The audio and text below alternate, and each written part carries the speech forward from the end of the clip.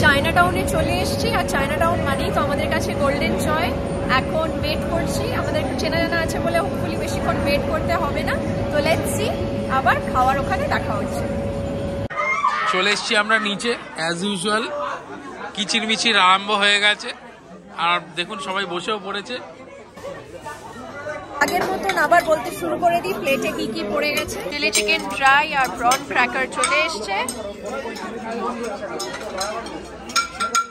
আর সবার এক্সট্রিম খিদেও পেয়ে গেছে।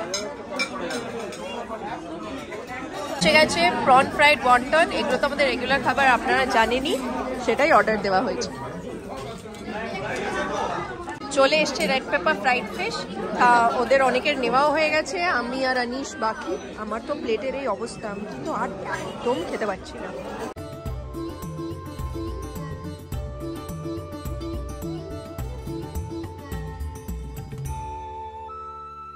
Fried rice, Singapore chicken half, chilli chicken dry, আর ওদিকে হাক্কা নুডলস।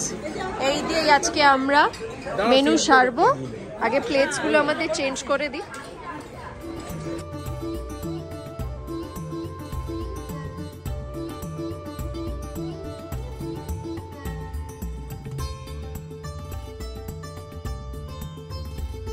সবার পাত পরিষ্কার, খাওয়া দাওয়া ওভার, এবার বেরোনোর পালা। এবার গোল্ডেন জয় থেকে বেরিয়ে পড়ি। খুব সুন্দর কাটলো 14th ফেব আর সরস্বতী পুজো আমাদের।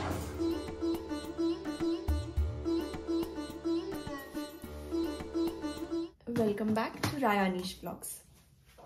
সরস্বতী পুজোর ব্লগের সাথে আর একটা সুন্দর ব্লগ আসবে, সেটাতে দেখাবো আপনাদেরকে আমাদেরই খুব ক্লোজ এক আঙ্কেলের বাড়ির সরস্বতী পুজো। খুব ধুমধামভাবে হয়, অনেক দিন ধরে হয়।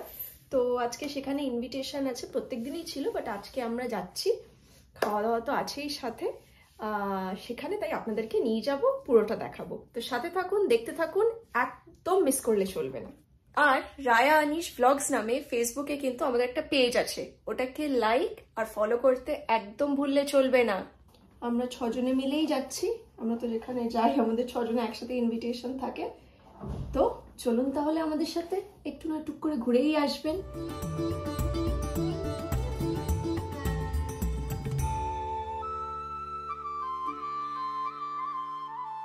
এবার নিচে গিয়ে বাবা মাদেরকে ডাকি। আজকে বেরোতে বেরোতে প্রায় অনেকটাই লেট হয়ে গেছে। কালকে মামনিকে দেখে আজকে মাকে দেখে বোঝা যাচ্ছে হ্যাঁ সত্যি সরস্বতী পুজোতে যাচ্ছে।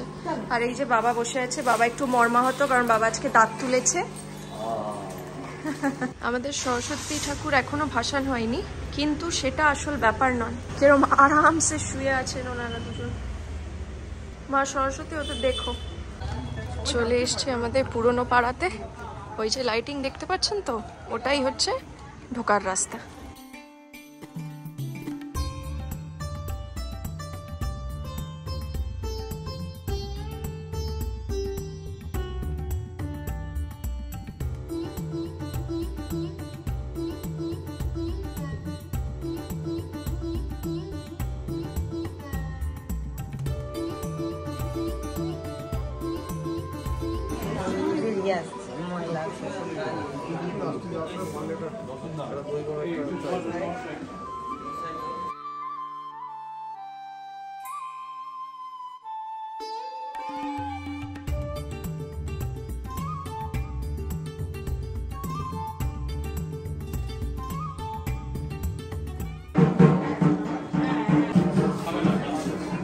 এবার একটু খাওয়া দাওয়ার আয়োজনটা দেখাই।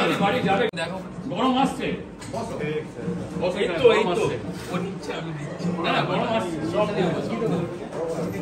এলাহি ব্যবস্থা খাওয়া দাওয়ারে, এ তো সবে শুধু স্টার্টার। চলে এসছি আমরা ছাদে, তাই তো। এই দেখুন সব এখানে রান্না বান্নার আয়োজন হয়েছে।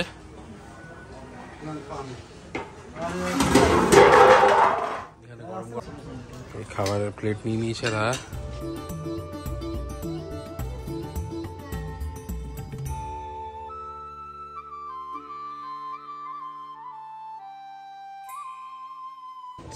কাঁটা চামচ দিয়ে ইয়ে খাচ্ছি। এই দেখুন আরম্ভ করে দিয়েছে। নিরামিষ খাবার এত ভালো, মানে খেলে তবে বুঝতে পারবে। দেখুন আমিও খাবার নিয়ে চলে এসেছি। ওদের সব খাওয়া হয়ে গেছে, ওরা এখন বসে গল্প করছে। বাবা তো কিছু খেলো না, আনিশেরও প্রায় শেষের দিকে। এবার দেখুন কার সাথে দেখা করাচ্ছি, সবার শেষে দেখা করাচ্ছি। মেন এই পুজোর উদ্যোক্তা কিন্তু হচ্ছে ও, অগ্নিদেব নায়ক। ও হচ্ছে এই পুজোর উদ্যোক্তা। এত বড় পুজো সবকিছু নিজের হাতে বাবার সাথে থেকে সবকিছু করে, বাবা, দাদু, মা। থ্যাংক ইউ, খুব ভালো খাওয়া দাওয়া হলো। আবার দেখা হবে নেক্সট ইয়ার। খাওয়া দাওয়া কমপ্লিট, মাকে বলে এবার বেরোই। হচ্ছে মালাটি, অদু কাকুর বউ, এবারই হচ্ছে দাদু, মানে অদু কাকুর বাবা। আর ওই যে পেছনে ওরা আসছে, এখনো গল্প শেষ হয়নি। এনিওয়েজ এবার গাড়িতে উঠবো, আর এখান থেকে বাড়ি তো আমাদের অনেক দূর, তাই যেতে অনেকক্ষণ সময় লাগবে। জাস্ট কিডিং, আমাদের এখান থেকে আমাদের বাড়ি মাত্র 5 মিনিট। তো এবার গাড়িতে উঠি, তারপরে আবার কথা হচ্ছে।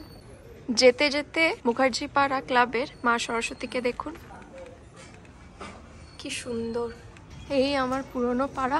আশা করি এই ব্লগটা আপনাদের দেখতে ভালো লাগবে। একটু অন্যরকম করার চেষ্টা করলাম। ঘড়ির কাঁটায় 11টা, চলে এসেছি আমরা বাড়ি। আমি আবার সামনের সিটে শিফট করে গেছি। আপনারা সত্যি কনফিউজ হয়ে যাবেন, তার কারণ হচ্ছে বাবার এখনো দাঁতে একটু প্রবলেম হচ্ছে, তার জন্য আমরা ওদেরকে নামিয়ে বাড়িতে ওষুধ আনতে গেছিলাম। তো এই ব্লগটা এই অবধিই থাকবে। আজকের ব্লগটা তাহলে এই অবধি। আবার খুব শিগগিরই একটা সুন্দর ব্লগ আনবো আপনাদের জন্য, সেটার অপেক্ষায় থাকুন। Good night and take care everyone. Tata.